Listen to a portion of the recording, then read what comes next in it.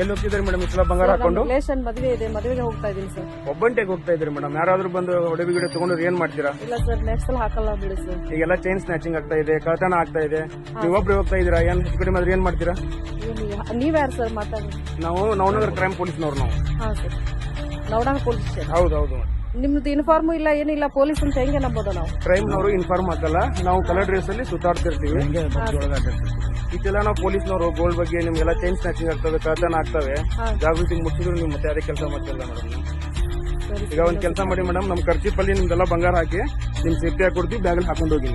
ನೀವು ಸೇಫ್ಟಿ ಆಗಿ ನಮ್ಗೆ ವಾಪಸ್ ಕೊಡ್ತೀನಿ, ಕೊಡ್ತೀರಾ? ಈಗ ಕೊಡ್ತೀನಿ ಮೇಡಮ್ ನಿಮ್ಗೆ.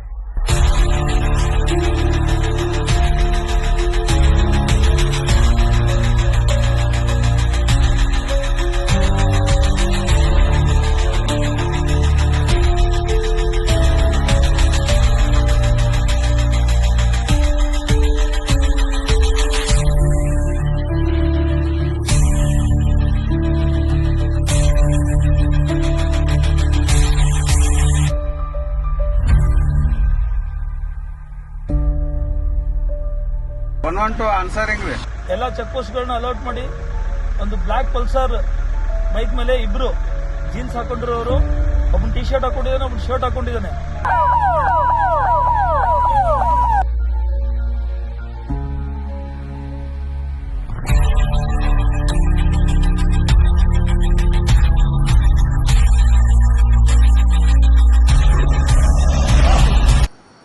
ಎಲ್ರಿಗೂ ನಮಸ್ಕಾರ. ಇದೊಂದು ಅನುಕು ಪ್ರದರ್ಶನವಾಗಿತ್ತು ಬಾಗಲಕೋಟೆ ಜಿಲ್ಲಾ ಪೊಲೀಸ್ ವತಿಯಿಂದ. ಹೇಗೆ ಗಮನನ ಬೇರೆ ಕಡೆ ಸೆಳೆದ್ಬಿಟ್ಟು ವಂಚನೆ ಮಾಡ್ತಾರೆ ಅಂತ ಹೇಳ್ಬಿಟ್ಟು, ಸೊ ಇಂತಹ ಅಪರಾಧಗಳಿಗೆ ಬಲಿಯಾಗಬೇಡಿ. ಇದಕ್ಕೆ ಅಟೆನ್ಷನ್ ಡೈವರ್ಷನ್ ಅಂತ ಕರೀತಾರೆ. ಜಾಗರೂಕವಾಗಿದೆ. ಏನೇ ಒಂದು ಸಮಸ್ಯೆ ಬಂದ್ರೂ, ಏನೇ ಒಂದು ಎಮರ್ಜೆನ್ಸಿ ಬಂದ್ರೂ 112ಗೆ ಕರೆ ಮಾಡೋಕ್ಕೆ ಮರಿಬೇಡಿ.